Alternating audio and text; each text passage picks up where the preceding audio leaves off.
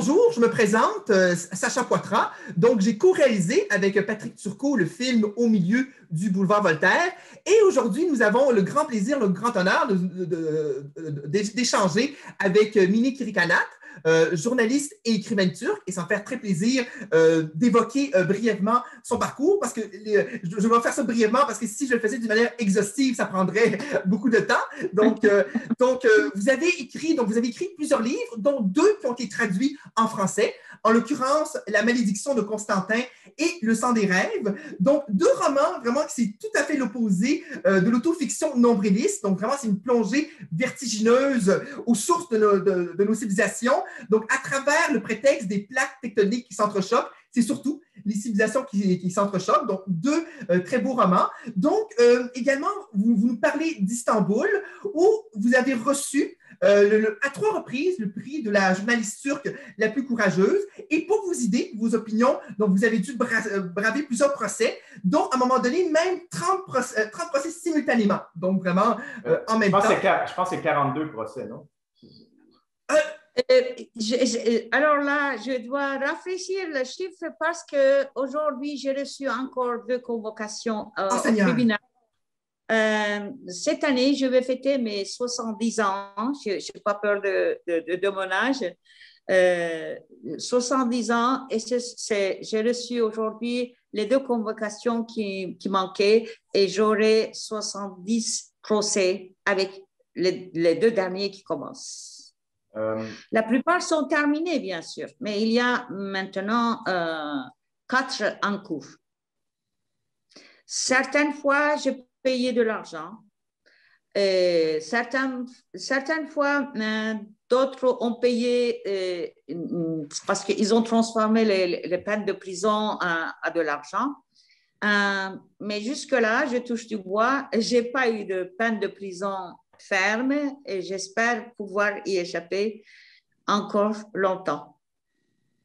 Bon, vas-y, Patrick, non, c'est super bien, Patrick, je pense que ça bat le record de Pasolini. Je crois oui, c'est ça, parce que c'est ça, moi et Sacha, on a une affection particulière pour l'œuvre du dissident et de l'intellectuel italien Pasolini, à qui on a intenté, je pense, 33 procès dans les années 60 pour les mêmes raisons que vous, finalement, atteinte à la religion, blasphème, dissidence morale et tout ça.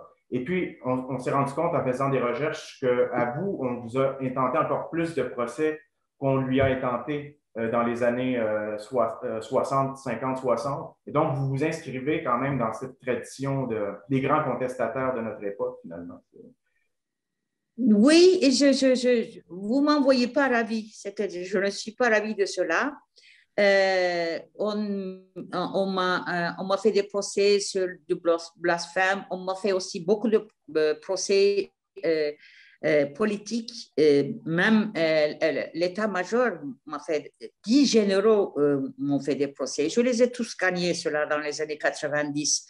Parce que les 70, je les trouve, je les calcule à partir de 96, où j'ai été nommée justement chroniqueur de quotidien. C'est à partir de mes chroniques que j'ai commencé à me battre. Et la plupart, j'ai gagné, bien sûr. Mais par contre, c'est vrai que, au moins en Turquie, et je pense que dans le monde, c'est difficilement rattrapable, en Turquie, je suis la journaliste femme, parce qu'il y a des journalistes copains qui ont eu beaucoup plus de procès. Mais je suis la seule femme journaliste qui a eu autant de procès. C'est moi qui ai le record, et malheureusement, je ne suis pas ni fière ni contente de cela, parce qu'une partie de ma vie a passé dans les corridors des palais de justice. Une fois, un procès très lourd, j'ai même perdu connaissance dans le métro et j'ai ouvert les yeux à l'hôpital. C'est pas facile, ce n'est pas facile. Ce n'est pas facile. Mais je prends toujours du courage par rapport à mes lecteurs qui me soutiennent énormément.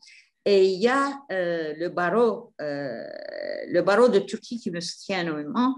Par exemple, j'ai les avocats qui me défendent sans toucher aucun paiement. Il y a des avocats qui me demandent sans toucher leurs honoraires. Donc, c'est des gens qui croient en votre cause, en fait, qui militent avec vous. Oui. C'est extraordinaire d'ailleurs, après 35 ans de métier, le retour populaire de mon combat est magnifique. Quand je vais chez un médecin, même le plus grand pote de la médecine, et il me dit, mais non, le moins que je puisse te faire, c'est de te soigner ou de t'ausculter sans que tu me payes quoi que ce soit. Je reçois de la part des gens qui habitent loin des paquets de cadeaux, vous savez, du miel, des noix, des amandes. Mais c'est extraordinaire. Il y a une reconnaissance qui me fait chaud au cœur et qui me donne le courage de continuer. Ce combat que vous menez en Turquie dans un contexte que n'importe qui a les moins de notions de géopolitique peut savoir vraiment la dureté de ce combat, l'âpreté de ce combat. Il y a aussi le combat que vous menez également en Occident, et parce que plusieurs personnes vous ont connu par le biais de l'émission Kiosque. Et vous étiez vraiment, donc je résume, donc une émission qui était diffusée sur TV5, donc dans l'ensemble de la francophonie, consacrée à l'actualité internationale, où vous étiez l'une des intervenantes privilégiées, en quelque sorte. Et vraiment, c'était toujours pour moi et pour plein d'autres, au-delà de ma petite personne, un plaisir, vraiment, de constater que vous faisiez partie du panel, vu votre franc-parler, votre érudition. Et je me rappelle, il y avait un moment précis, c'était suite au référendum qu'il y avait eu en Suisse, donc vers la fin des années 2000. Donc, il y avait eu une initiative populaire, donc un référendum, contre la construction de nouveaux minarets. Et là, le peuple avait voté pour cette proposition, donc de cesser la construction de minarets. Et je me rappelle très bien de ce panel-là, vraiment, on a entendu, outre vous, évidemment, il y avait évidemment le laïus bien pensant, vraiment disant avec les épithètes habituelles, xénophobie, aussi le terme qui rentrait de plus en plus à la mode, islamophobie. Et vous, donc vous avez fait en quelque sorte un pas de côté et vous avez eu cette exclamation dont je me rappelle encore, plus de 10 ans après, donc face au reste du panel, mais sur quelle planète vous vivez? Et vous avez eu cette exclamation très sincère, très franche. Et je me suis dit à ce moment-là, au-delà de la nécessaire critique, finalement, d'un entre-soi libéral-libertaire, c'est que vous disiez qu'il était vraiment urgent de voir le réel en face. Pour citer Peggy, oui, exactement. Voir ce que l'on voit. Et beaucoup plus récemment, donc, Patrick et moi, donc, on s'est posé des questions par rapport au générique de notre film et on a décidé, somme toute, assez rapidement, voire même assez spontanément, de mettre le titre, donc, au milieu du boulevard Voltaire, justement avec l'image d'un minaret. Et finalement, donc, une image où on voit la nature et finalement le minaret, comme si on était en quelque sorte à la croisée des chemins. Et souvent, on entend ça de notre époque. Nous sommes à la croisée des chemins et pour vous, Miné, qu'est-ce qui s'achève et qu'est-ce qui commence finalement, selon vous? Quand on dit que nous sommes oui, eh bien, dans le monde, la destruction de la laïcité, mais la laïcité, en fait, en tant que mot, n'appartient qu'à quelques constitutions d'État. On peut appeler ça, par exemple, séculaire, c'est-à-dire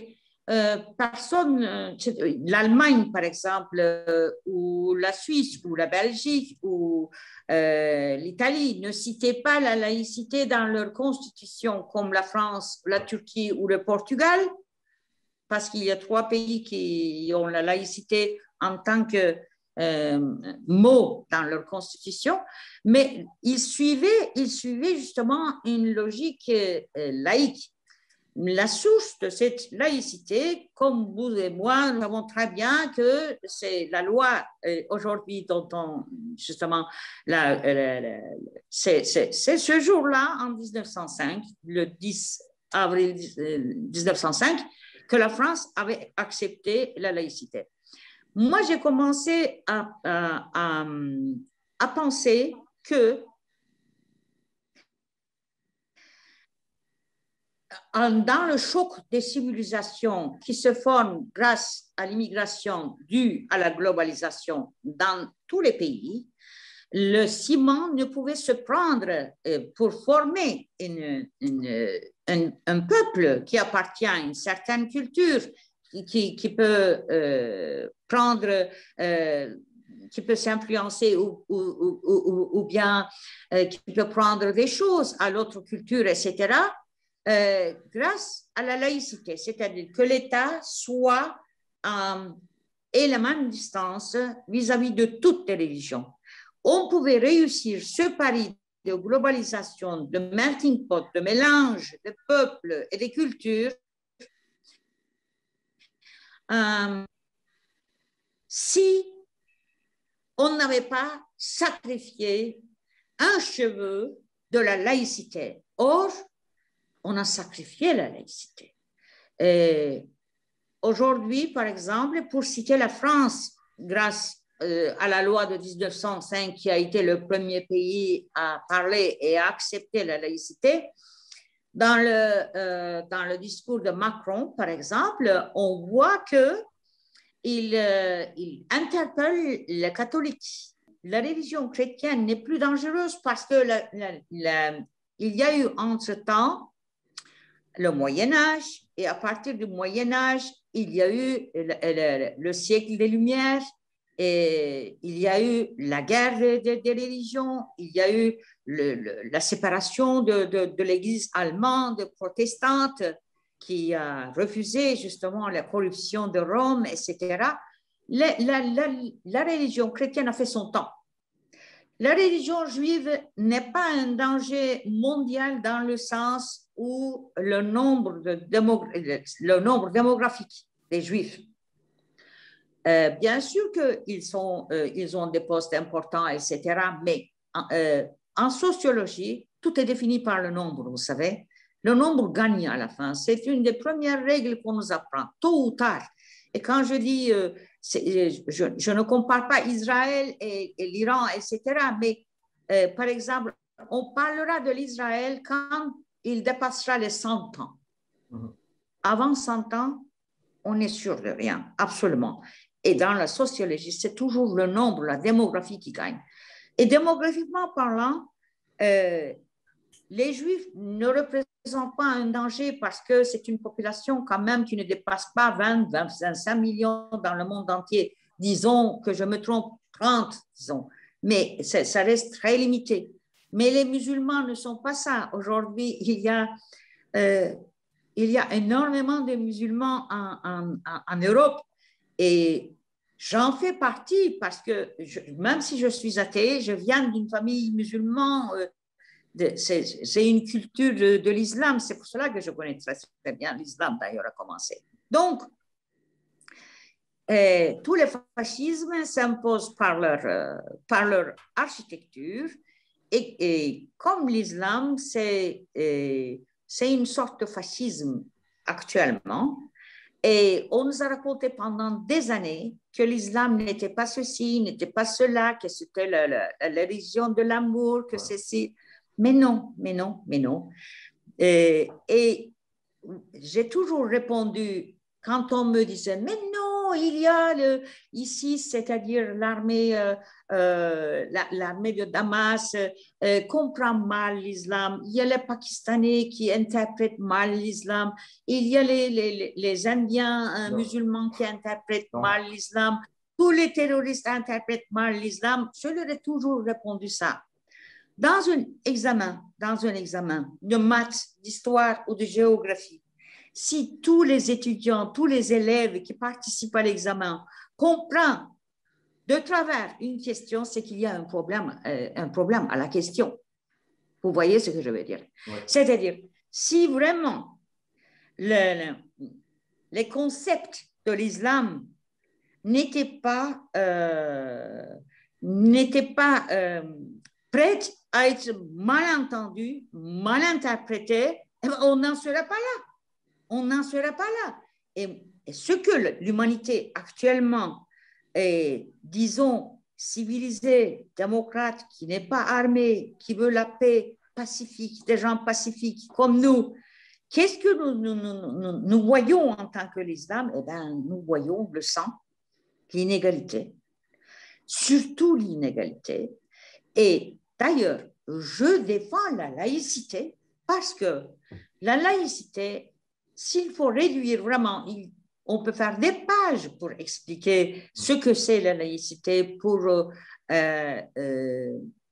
justement interpréter la laïcité, pour donner une vision large. On peut en faire une encyclopédie de la laïcité. Mais s'il faut réduire la laïcité vraiment à sa base très primaire, on peut dire que la laïcité, c'est l'égalité entre les femmes, les hommes et les enfants devant la loi, légalement, c'est-à-dire une égalité légale. Déjà, l'islam refuse ça. Je parle du fascisme en parlant de l'islam parce que c'est déjà une religion qui s'impose en tant qu'identité. Identité. Et ce que nous vivons en Turquie, par exemple, c'est exactement ce problème.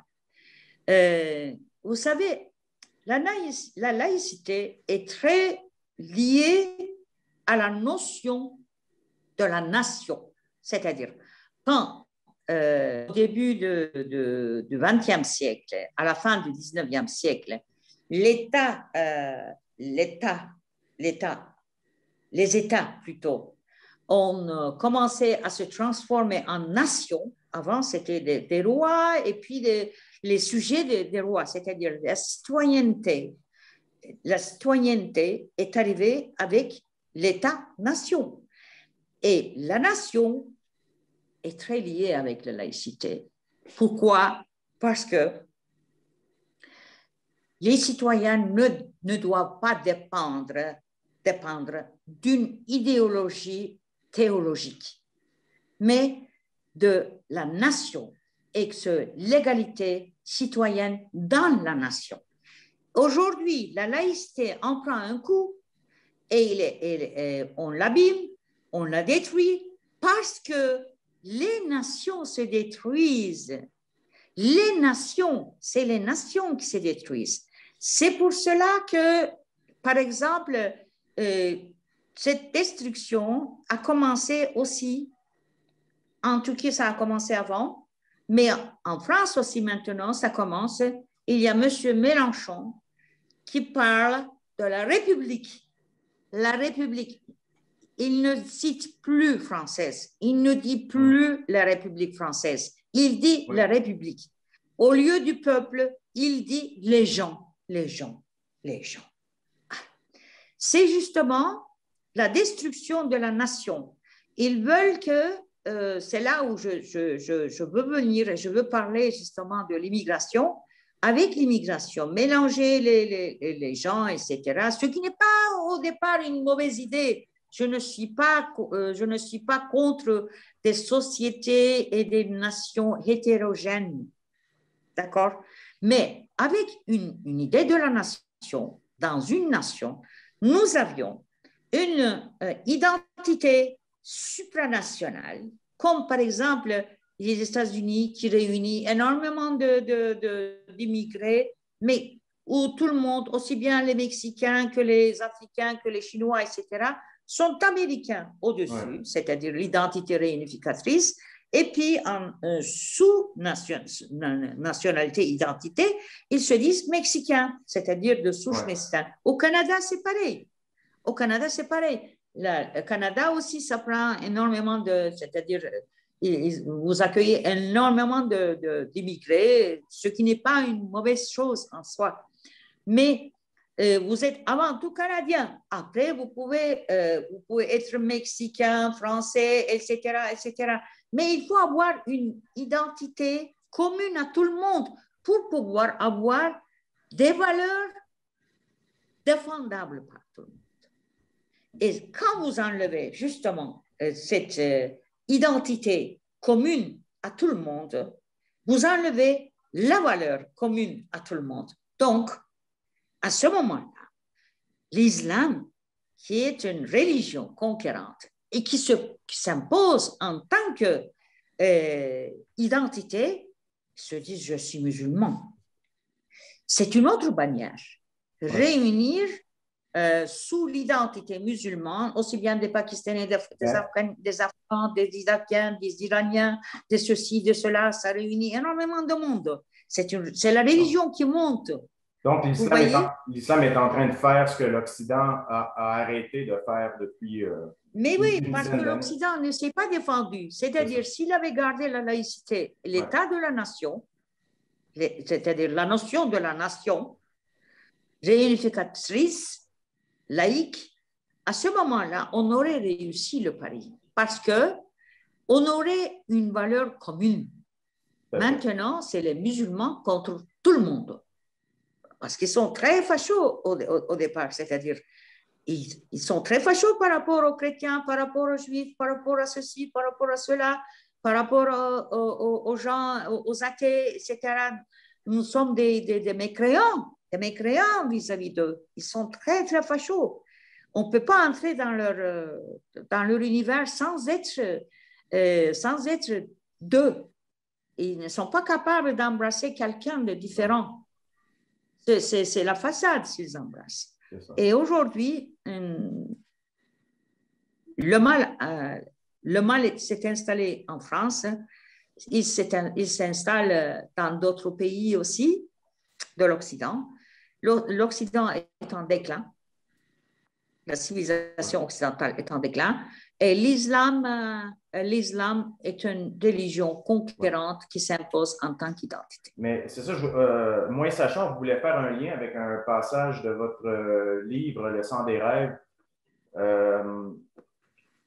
où vous parlez en fait du changement de civilisation que Constantinople a connu au cours des années. Et puis ce changement-là, dans votre roman, est vraiment cristallisé par le symbole de la cathédrale Sainte-Sophie, qui était au départ un site où il y avait un temple érigé à l'honneur d'Apollon. Ensuite, on s'est été converti en cathédrale. En fait, sur ce site-là, par la suite, on a érigé une cathédrale, une basilique chrétienne, qui a été convertie en mosquée. Et ensuite, à l'époque laïque d'Atatürk, reconvertie en musée et maintenant reconvertie en mosquée. Oui, donc, voilà, ça veut tout dire. Donc, votre peuple, en fait, et vous, en fait, vous êtes conscients des changements de civilisation. Exactement, parce que nous les avons vécus, nous avons vécu ce changement il y a 20 ans avec l'arrivée au pouvoir du parti islamiste de Tayyip Erdogan à Képé. Ils nous ont promis le développement et la justice. Eh bien, la justice n'est plus et le développement, eh bien, on ne peut pas dire que vraiment on l'a eu. Non. Et Sainte-Sophie est très importante, comme vous dites, parce que Sainte-Sophie, vous savez que, pour parler de l'histoire juste un petit peu, toute la terre de l'Union soviétique que l'on a su, mais à l'époque, on disait c'est le prince de Kiev, d'abord en Ukraine, qui a été maître des lieux dans toute la Russie. Après, c'est les Russes qui ont pris le dessus sur les princes de Kiev et qui ont fait de l'Ukraine une partie de la Russie. Et à l'époque où les Russes, les Ukrainiens, enfin, tous ces Slaves qui ont été convertis en chrétiens, eh bien, c'était un prince de Kiev qui les a convertis.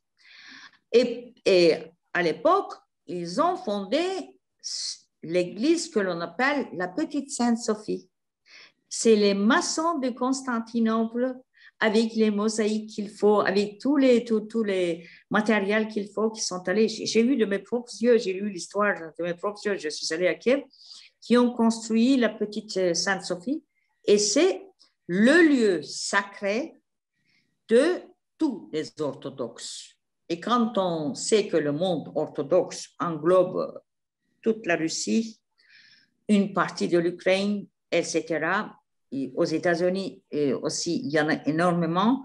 Alors, actuellement, la Russie et Poutine, qui a très, très bien compris le rôle de la religion, malgré qu'il soit un athée, il s'est agenouillé contre le patriarche de Moscou Donc, la Russie joue dans ces cordes-là. Ouais. C'est le seul leader en Occident qui a compris l'enjeu parce que Samuel Huntington avait vu très très bien vu le choc des civilisations. Mais qu'est-ce que c'est la civilisation? En fait, il l'explique dans le livre, les civilisations sont faites par les religions. C'est-à-dire que la civilisation est très liée avec les religions. Il y aura un choc, même en Europe, moi je vois la montée de l'extrême droite, ce que je n'aimerais pas du tout, mais je vois, ça arrive. Il y aura ce choc, il y aura un conflit. Ce conflit sera sûrement beaucoup plus économique que culturel. Mais les drapeaux que l'on va porter, ce sera des drapeaux religieux. Et, une guerre de religion, oui, voilà, pour cacher. Oui, excusez-moi, continuez. Oui, voilà. Au XXe siècle, on a vécu 2 guerres mondiales.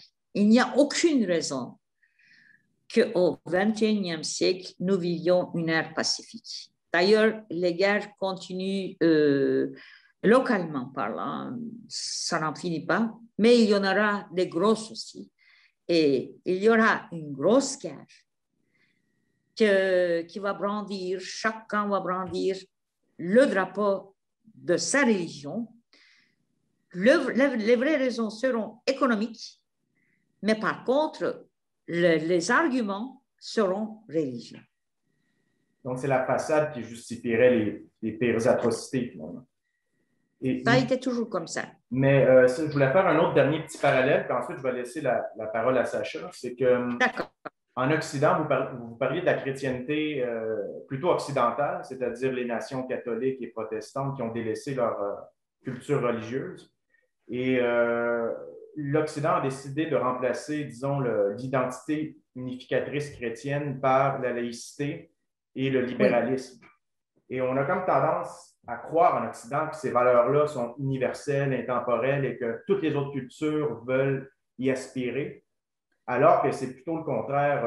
On se rend compte que le modèle occidental est très peu exportable et que, contrairement à ce qu'on pense, c'est les autres modèles venant d'ailleurs qui gagnent du terrain en Occident. Et est-ce que vous ne pensez pas que cette naïveté-là, du déni des changements de civilisation, peut être fatale, en fait, pour les Occidentaux, finalement? Ils doivent finir par s'ouvrir les yeux et penser comme les autres civilisations pour survivre, finalement. C'est très juste ce que vous dites. Et en plus, je peux dire même que l'Occident a été aveugle. Il suffisait de voir que, comme vous dites, leur argument, leur conviction n'étaient pas exportables, mais c'est plutôt les autres. Il suffisait de voir qu'en Europe, les musulmans pouvaient vivre comme ils veulent, librement, comment dire, faire leurs prières, avoir leur lieu de culte, brandir leur drapeau, etc., dire n'importe quoi, tout et n'importe quoi. Mais par contre, dans les pays qui avaient choisi le camp de la charia, ni en Iran, ni au Pakistan, ni au, comment dire, au Yémen, je peux donner plein d'exemples comme cela. Les chrétiens ne pouvaient avoir en Arabie Saoudite, par exemple. C'est-à-dire ces Occidentaux qui nous gèrent, qui ont fait de ce monde actuellement un monde à la dérive, je dirais, parce que un monde à la dérive, ça finit toujours par un conflit, ça finit toujours par heurter et quelque chose de son contraire. Eh bien, ces dirigeants-là accueillir les femmes et les hommes barbus, en chador, etc., au nom de la liberté, mais quand eux, ils allaient en Arabie Saoudite, ils étaient obligés de mettre leur chador. Oui. L'Arabie Saoudite ne permettait pas aux milliers de diplomates qui y vivent, par exemple, d'avoir une église. Non. Mais par contre, à Strasbourg, comme je l'ai dit aujourd'hui, il y aura la plus grande mosquée de toute l'Europe, peut-être. Avec 2,5 millions d'euros, ils peuvent faire des choses. Et ils ont laissé faire, par exemple, l'Arabie Saoudite a financé des écoles. La Turquie, le gouvernement AKP a financé des écoles religieuses en France, en Allemagne, partout, etc. Je vous dis, aussi bien protestants que catholiques, que anglicans, etc., la religion chrétienne est en déclin. Ils peuvent se considérer comme les Romains qui vont perdre la main contre les musulmans. Ça va se passer comme ça. Il n'y a pas d'autre issue. Ou bien alors, il y aura une guerre très sanglante. Mais cette fois-ci aussi, ils n'auront pas beaucoup de chance parce que les démographies et ceux qui font des enfants, c'est du côté des musulmans. Ouais. Et ils ont été trop avachis par une certaine idée de confort. Ils ne font plus d'enfants. Et les autres, tandis que, par exemple, nous sommes le pays en Turquie qui accueille le plus d'immigrés syriens, afghans, pakistans, etc., à partir de la guerre de Syrie.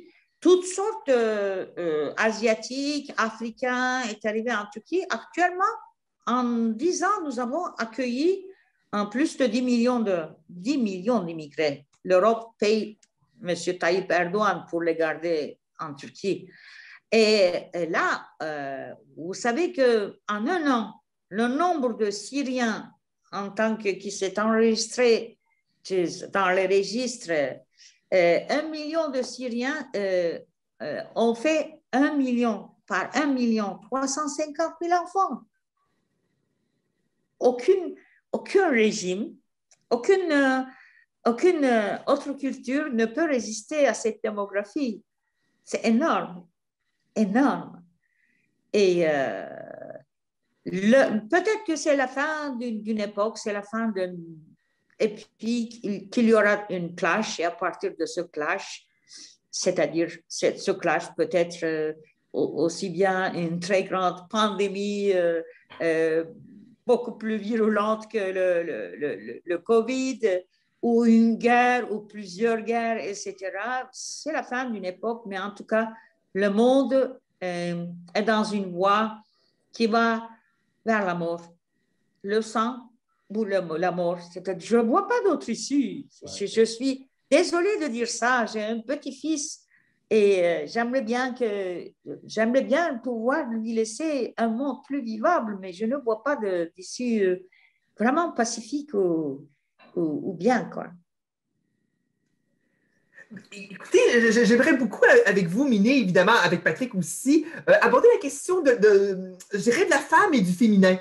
Parce que, en fait, Patrick et moi, on s'est rapidement rendu compte, en faisant le film, que le cinéma, je veux dire, sans l'élément féminin, ça n'avait aucun sens. Donc, vraiment, il fallait vraiment, puis je veux dire, pas du tout pour un aspect finalement décoratif, mais vraiment soit au cœur de notre démarche. Et aussi, on se rend compte aussi que l'aspect de la place de la femme dans l'islam, il y a quelque chose, comment est-ce que je pourrais dire, il y a beaucoup de questionnements. Et de mémoire, je cite le dictionnaire Les idées reçues de Flaubert, où il est écrit, par rapport au Coran, finalement, livre écrit par Mahomet où il n'est question que de femmes. Et je me disais, finalement, et si vous permettez, je voudrais citer un extrait, un très bel extrait de votre roman, La malédiction de Constantin. Donc, un court extrait, c'est juste avant l'union physique entre un homme et une femme. Et je cite, donc, elle pensa à cette phrase, Ève fut créée avec l'une des côtes d'Adam. Et je trouve un passage très intéressant parce que d'un côté, souvent dans le discours islamiste, entre guillemets, feutré, on entend que l'homme et la femme sont complémentaires, donc ne sont pas égaux. Donc évidemment, ça ouvre la porte à toutes les dérives. Mais de l'autre côté, il y a je dis bien un certain progressisme occidental qui nie le fait qu'il y a deux sexes, donc vraiment le sexe féminin et le sexe masculin. Donc, j'ai un peu l'impression qu'il y a une forme de tenaille entre, d'un côté, l'intégrisme religieux, notamment islamique, et de l'autre côté, un certain progressisme, vraiment, où la question de la féminité, ça devient très difficile de l'aborder, alors que, notamment, je pense au cinéma, je veux dire, sans la question de la féminité, le cinéma s'effondre. Vous, j'aimerais savoir vos lumières là-dessus, si vous permettez. Je n'ai pas très bien compris au niveau du cinéma.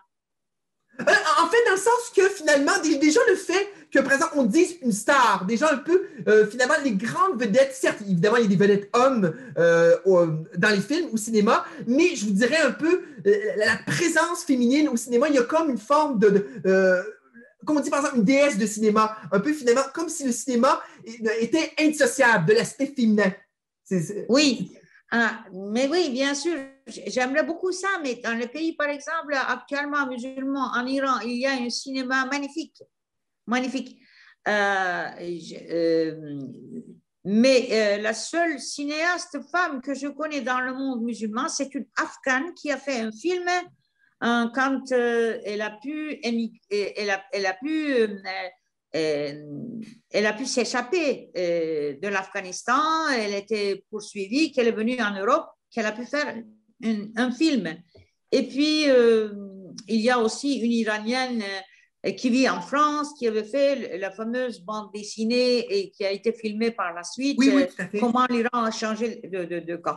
Mais par exemple, ce que l'Occident ignore, il y a énormément d'ignorance sur l'islam, je vous l'ai dit, c'est que tout commence, vous savez, un État commence par la justice. Et la supériorité de l'islam par rapport à d'autres religions, c'est qu'il propose un système de justice aussi. C'est ce qu'on appelle la charia. La charia, c'est-à-dire c'est une loi.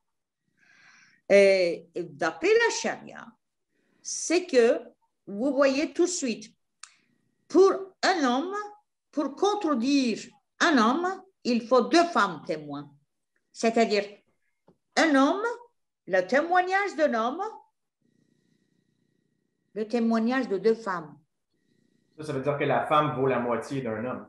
Vaut la moitié d'un homme. Déjà, devant la justice, la loi, déjà.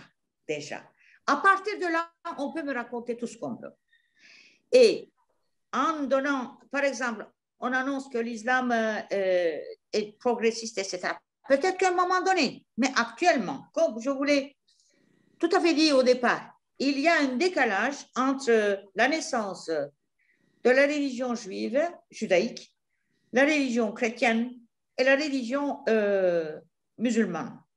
Alors, la dernière, je veux dire, de ces 3 religions, parce qu'il y a les hindous, etc., on ne mélange pas ça, c'est-à-dire ce qu'on appelle les religions monothéistes, plutôt universelles, dont on parle de 3 religions. Il y a 700 ans d'écart entre la chrétienté, la naissance de la chrétienté, il y a 2000 ans, et l'islam, qui a été écrite, inventée, pensée par Mohammed dans les années 600. Ça a commencé dans les années 650, 660. Vous voyez ce que je veux dire? Bon, ça a pris forme à l'année 700. Et quand vous regardez le 700e année de la chrétienté, c'est l'obscurité totale du Moyen-Âge. Alors, j'en déduis qu'aujourd'hui, la religion islamique est en train de vivre son Moyen-Âge. Il n'est pas encore au bout des ténèbres. Il n'est quoi? Ce début, ça va venir encore. Ça va venir, ça va être de plus en plus intenable. Alors, nous avons une chance, c'est que si l'on réagit, si l'Occident et le monde chrétien, bouddhiste, chinois, les Russes, etc., n'acceptent pas, fait une résistance, si on fait de la résistance, avec le matériel digital, les moyens de communication de notre temps, on peut arrêter ce mal, parce que le Moyen-Âge chrétien a duré beaucoup, parce que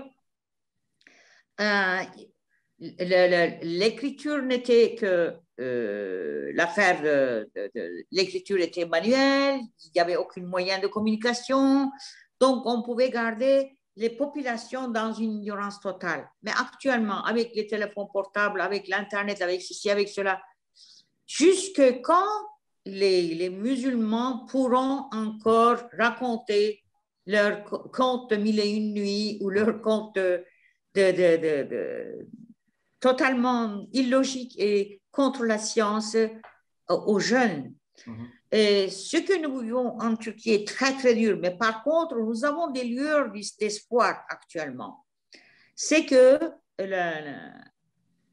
depuis que ce gouvernement, le pouvoir d'Erdogan, qui a commencé il y a 20 ans de cela, eh bien, le nombre d'écoles religieuses, de lycées religieux, etc., a énormément augmenté parce qu'ils avaient dans la tête de faire des pilotes, des docteurs, des ingénieurs, etc., mais à la base, des imams. Comme en Iran, c'est-à-dire des imams qui deviennent super ingénieurs par la suite. Mais par contre, ça ne s'est pas passé comme ils voulaient. Et la plupart de ces élèves, maintenant, les enquêtes nous prouvent qu'ils deviennent athées ou déistes. Ils refusent la religion.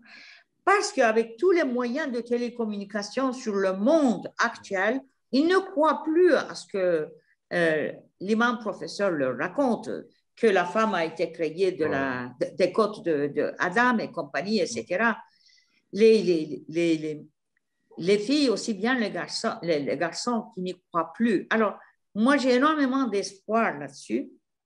Et je compte aussi sur justement freiner et en finir tôt ou tard avec cet intégrisme qui est fasciste sur l'Iran. Combien de temps encore les mollahs pourront tenir une population qu'il a éduquée, parce que l'Iran a une supériorité par rapport à la Turquie, c'est que grâce à cette république iranienne chiite, ils ont fait quand même étudier toutes les filles. Ouais. C'est-à-dire, aujourd'hui, la population féminine des universités, c'est dans les environs de 65-70%. Et même s'il n'y a pas de ministre femme, ou on ne prévoit pas de premier ministre femme, eh bien, les postes très importants sont occupés par des femmes. Ces mots-là ne tiendront pas éternellement en Iran. 30 ans, 40 ans, 50 ans, c'est quoi par rapport à une civilisation comme l'Iran, vieux de 5000 ans, 6000 ans? Donc, le jour où ces mots-là vont tomber, l'intégrisme islamique dans le monde entier avait commencé à partir de cette révolution des intégristes iraniens. Vous savez, malgré que l'obédience ne soit pas exactement la même. Par exemple, la Turquie va changer de camp tout de suite. Tout de suite. Et les autres aussi en prendront un coup. Alors, je compte sur ça et sur la jeunesse qui n'est plus aussi facilement dorlotable, je dirais, par des racontars. Très bien, juste. Oui, et si tu permets, juste Patrick, j'aurais peut-être juste quelque chose pour.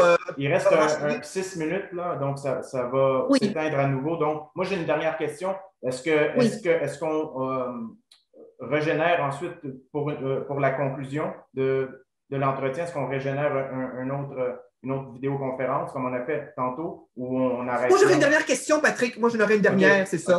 Okay. C'est ça. Donc, pose la question, puis après, on reviendrait à nouveau. OK, il reste 5 minutes, puis après ça, on peut revenir une dernière fois. On reviendrait une dernière fois, c'est ça, oui. Une ultime fois. OK, donc, assez rapidement, en 5 minutes. Vous parliez d'obscurantisme, en fait, religieux, mais il y a beaucoup de gens qui disent qu'on vit un autre type d'obscurantisme en Occident. C'est que malgré l'égalité des sexes et la liberté, les gens ressentent un vide d'appartenance et un vide spirituel causé souvent par le matérialisme, l'individualisme, l'éclatement des valeurs.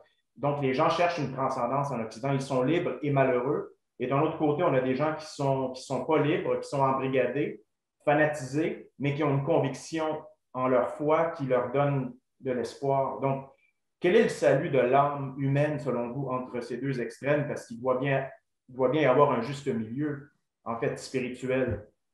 Bien sûr, par exemple, en Turquie aussi, la moitié des laïcs qui ont besoin de croire à quelque chose, tout le monde ne peut pas faire sans religion ou sans croire à quelque chose, tout le monde ne peut pas être traité, c'est très difficile d'être traité.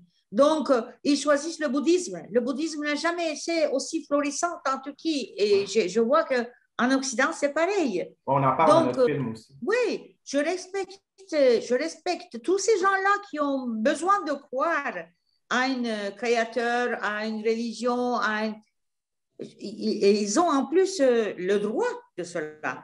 Je veux tout simplement que l'État soit sans religion. L'État doit être sans religion et ne pas aider les lieux de culte, ne pas avoir des discussions ou de cajolation, ni de ceci, avec des buts très opportunistes pour ramasser des votes, etc. Ils doivent être tous comme Général de Gaulle. Vous voyez ce que je veux dire? Et même, pardon, c'est-à-dire même je suis contre qu'on aide les églises, les mosquées. Les gens ont besoin de croire à quelque chose, qu'ils versent leur propre denier pour monter leur truc. Et l'État doit contrôler. Chacun doit avoir sa place. C'est-à-dire, si les jardins sont bien définis, si les frontières sont bien dessinées, tout le monde, il n'y aura pas de bataille. On ne va pas piétiner les uns les autres, etc.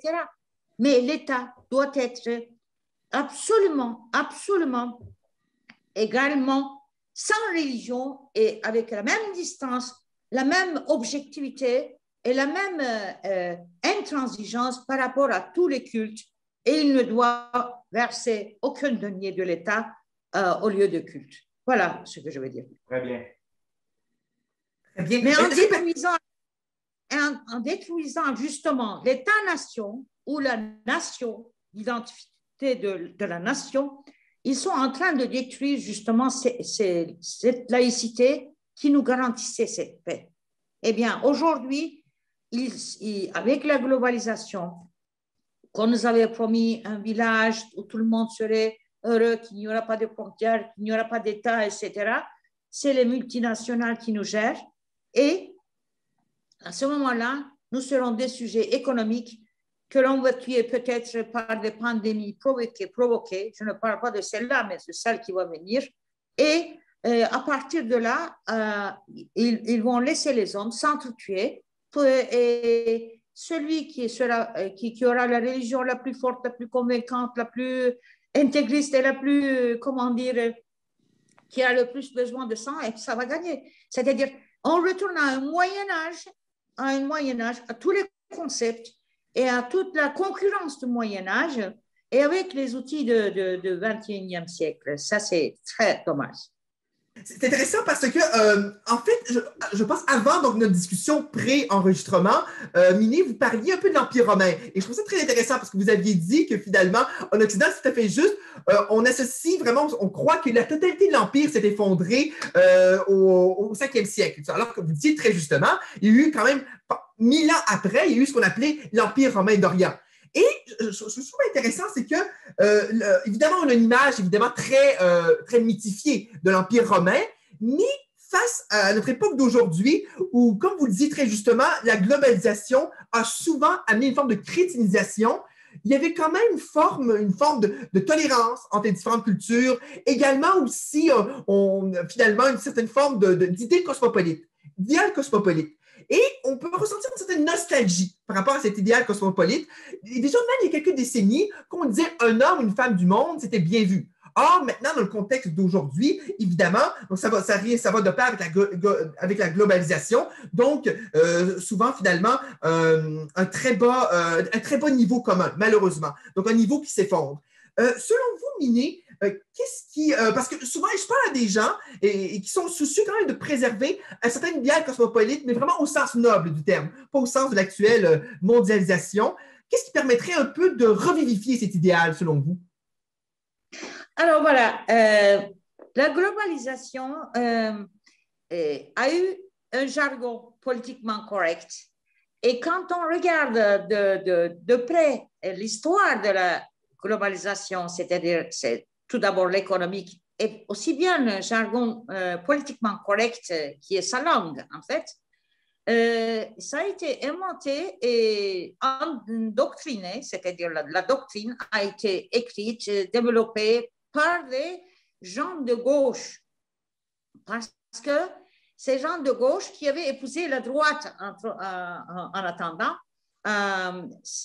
pour donner un exemple des États-Unis, c'est des démocrates que l'on appelle les libéraux, les socialistes libéraux, les socialistes libéraux. C'est-à-dire, c'est des gens de gauche qui ont épousé l'économie, c'est-à-dire la doctrine économique capitaliste, etc. Donc, qui défendent le marché libre, mais par contre, ils ont des idées gauches. Ça colle très bien à leur concept du départ, c'est-à-dire à leur conviction du départ qui est la gauche, parce que la gauche, quand vous regardez le communisme, leur hymne national est l'international. C'est-à-dire, ils ont déjà une idée de l'international. Par rapport, ils défendent l'internalisation, le communisme, la Russie a commencé après la Chine, et que les races, les couleurs, les identités n'ont aucune importance. C'est la classe ouvrière, travailleuse qui doivent prendre le pouvoir. Ils ont un concept de la classe. Et à partir de là, si tout le monde est ouvrier et travailleur, etc., c'est l'international. Ils appellent l'unification des travailleurs et des ouvriers du monde entier. Et comme ça n'a pas été réussi, que l'empire de l'Union soviétique s'est affaissé, à partir de là, le capitalisme gagnant était obligé, c'est-à-dire penser à un fleuve qui, quand il y a un barrage devant ce fleuve, eh bien, ça amplifie à l'intérieur. Mais quand vous enlevez le barrage qui était justement l'Union soviétique devant le monde occidental capitaliste, eh bien, il envahit. Eh bien, le capitalisme était obligé de devenir global de toute façon.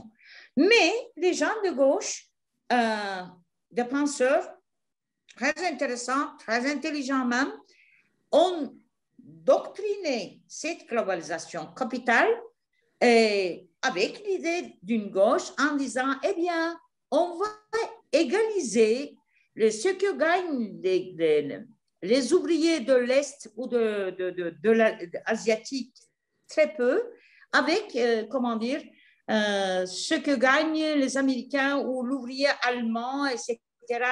On va avoir un peu plus d'égalité, même si ce n'est pas tout à fait l'égalité. Donc, c'était dans un élan humain et très noble qu'ils sont partis.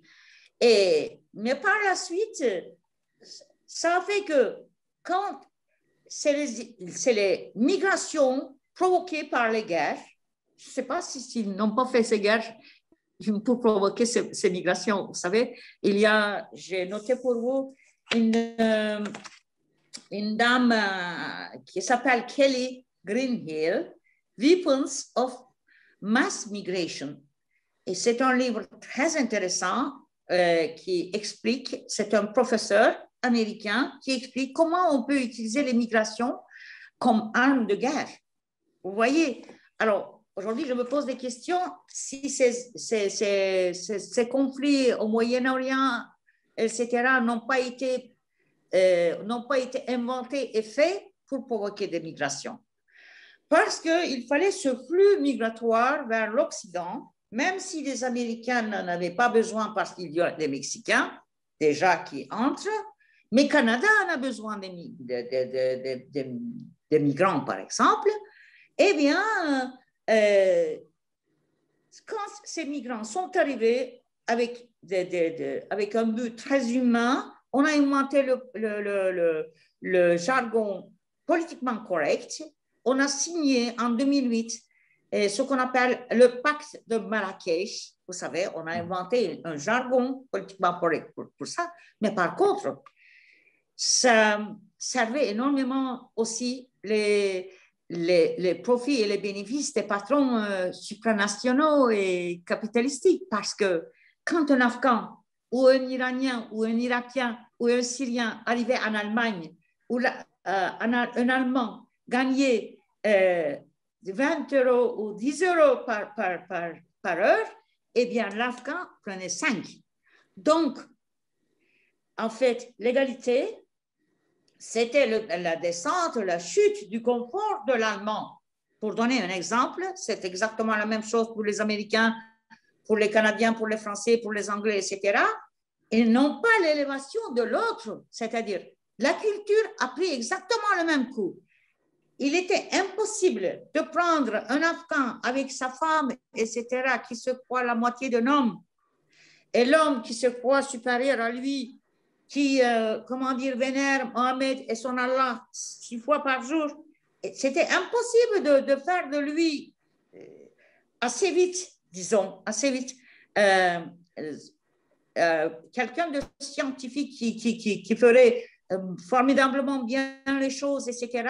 Alors, au lieu, c'était très difficile d'élever son niveau intellectuel. Il parlait avec 300 mots, même moins parfois. Tandis que les gens qui pensent intellectuellement, etc., c'est au moins 3000 mots. 300 mots contre 3000 mots. Et nous pensons parallèlement au nombre de mots que nous utilisons dans notre langage. Nos pensées aussi ont le même niveau de nos paroles. Donc, au lieu d'élever, qui était très difficile, le niveau intellect de l'immigré, ils ont descendu l'éducation, l'enseignement, la culture de l'autre pour un nivellement dans la médiocrité. Et cette médiocrité, aujourd'hui, qui est travaillée depuis 90, ça donne ses résultats. Dans le monde entier occidental, est-ce que vous voyez un leader qui ne soit pas médiocre? Citez-moi un leader qui sort de l'ordinaire, qui dit des choses que l'histoire va se rappeler. Est-ce qu'il y a un autre Churchill? Est-ce qu'il y a un autre De Gaulle? Est-ce qu'il y a quelqu'un qui peut égaler ces hommes-là? Il n'y a même pas l'équivalent des fascistes comme Hitler et Mussolini. Vous voyez? On se bat avec qui? Avec Macron. Quel est le bagage intellectuel de Macron? Je me le demande. Vous avez un super premier ministre, magnifique, beau et compagnie, etc. Mais il fait pas mauvais les choses. Hein. Trudeau, on le cite un exemple ici chez nous en Turquie. C'est un des meilleurs. Mais une envergure, vraiment, vous voyez une envergure. Biden, c'est qui Biden? Biden n'est même pas le petit doigt de Poutine. Il n'y a qu'un seul leader actuellement. Oui, assassin. Oui, stratège. Oui, tout ce que vous voulez, ancien KGBiste, etc., qui a un niveau intellectuel qui dépasse les autres, c'est Poutine. C'est Poutine. Et c'est ce qu'il est. Mais c'est celui qui protège le mieux peut-être sa patrie, parce que la Russie serait mal dans les mains des oligarques aussi. Il les a tués, il les a nettoyés. Peut-être qu'il faut ça aussi de temps en temps. Je suis un anti-Poutine. Hein. Je suis la journaliste qui dénonce le plus Poutine dans mes articles. On a peur même pour moi en disant tu as les Russes aussi sur le dos. Oui, d'accord. Mais bon, il y a une envergure. Dans le mal aussi, il y a une envergure. Actuellement, en Occident, et nulle part ailleurs d'ailleurs, il y a vraiment un leader, même mauvais, même dans le sens, c'est-à-dire mal et bien du terme, qui sort de l'ordinaire au-dessus du lot. Tout est médiocre. Regardez l'art. Comme on en a parlé tout à l'heure de la littérature, qu'est-ce qui sort comme grand romancier dans les pays occidentaux? Qu'est-ce qui sort comme grand cinéaste? C'est des navets que je regarde. Et regardez la peinture. C'est n'importe quoi. Qui nous dicte actuellement l'art? Regardez ce qui dicte l'art. C'est le propriétaire de Louis Vuitton qui nous dicte l'art. Vous voyez, c'est toujours l'argent. Et cette globalisation qui a provoqué ces immigrés pour justement payer le moins cher aussi les ouvriers américains que canadiens que allemands avec ces immigrés, eh bien, ils nous réunissent et ils se disent de gauche, vous savez, ils nous réunissent dans la médiocrité. Et avec la médiocrité, cette médiocrité, eh bien, on peut arriver nulle part qui soit vraiment élevé. Mais vous citiez les grands leaders occidentaux du passé comme De Gaulle, Churchill, Roosevelt, mais c'était des dirigeants de guerre. Est-ce qu'il va falloir un autre conflit violent pour qu'un dirigeant occidental puisse se démarquer? Peut-être. J'y pense aussi, moi. Vous avez raison. Il faut des grands, c'est-à-dire les grands noms sortent de l'histoire quand il y a vraiment un très grand conflit. Ouais. Peut-être que c'est le conflit qui va réduire cette médiocrité, mais là, c'est très difficile de réduire la médiocrité parce que vous savez, comme je l'ai dit tout à l'heure, c'est-à-dire tout est mot. Ces lettres, ce sont nos derniers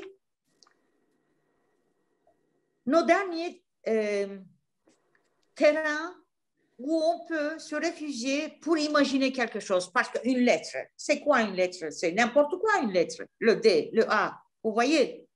Mais avec des lettres qui sont des formes qui ne veulent rien dire au départ, vous arrivez à faire un mot et avec ce mot, vous pouvez imaginer quelque chose.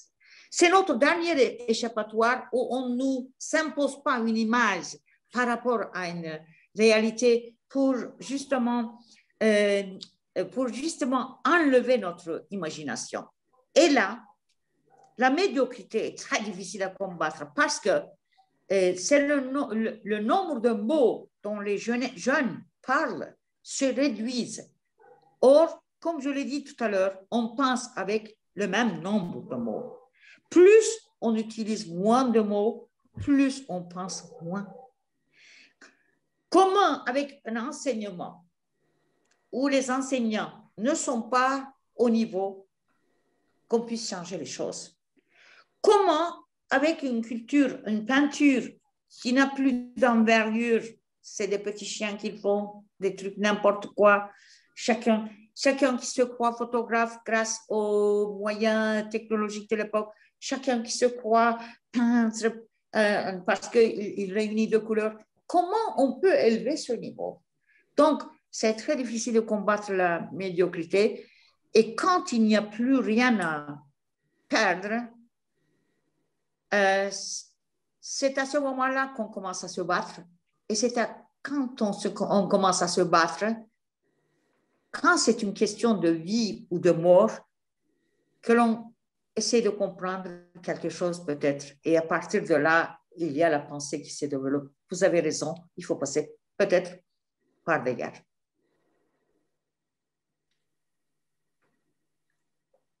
Donc, c'est un constat assez lucide et malheureusement réaliste et non pessimiste.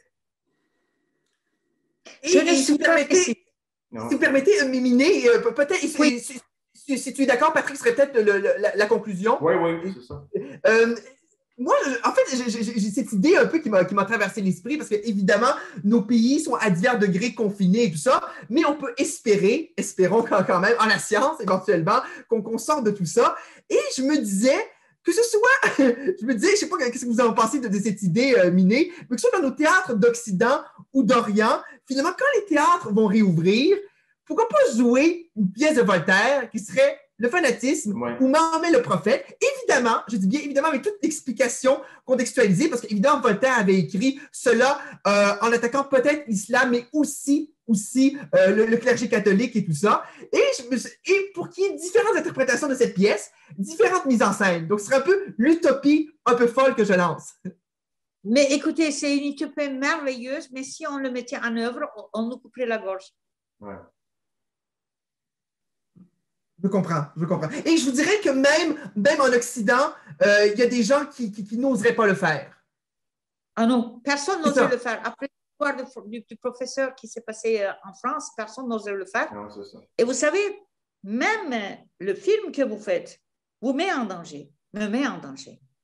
Nous sommes contre des fanatiques avec lesquels on ne possède pas la même logique. Non. Et on ne peut pas se mettre à leur place. C'est des fous furieux. C'est des psychopathes. Donc, nous sommes tous en danger. Même ce film est dangereux. Et pour vous, et pour moi.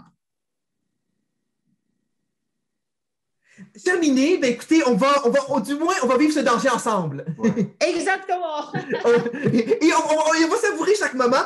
Cher Miné, vraiment, merci infiniment. On sait comment vous remercier. Je vais finir aussi Merci beaucoup. avec une citation de Orwell, c'est « Avec détermination, mais sans espoir ». Exactement, mais nous serons déterminés jusqu'au bout. Oui, nous exactement. n'avons pas... Oui, on ne va pas jeter les poches. Oui, tout à fait. Merci beaucoup. Je suis vraiment très contente de faire votre connaissance à tous les deux. Vous êtes merveilleux et je suis très contente d'avoir trouvé deux frères intellectuels avec lesquels vraiment on est en phase. Mais le plaisir est tout à fait partagé de notre côté aussi. Ça a été un grand plaisir de vous avoir rencontré et d'avoir pu échanger avec vous. Merci beaucoup. Merci à vous. Vous êtes une femme merveilleuse, Miné. Merci beaucoup, vraiment. Et tenez-moi au courant. Hein? Oui, avec un immense plaisir. On n'y manquera pas. Merci. Merci. Merci à vous. Bye bye. Ciao. Au revoir.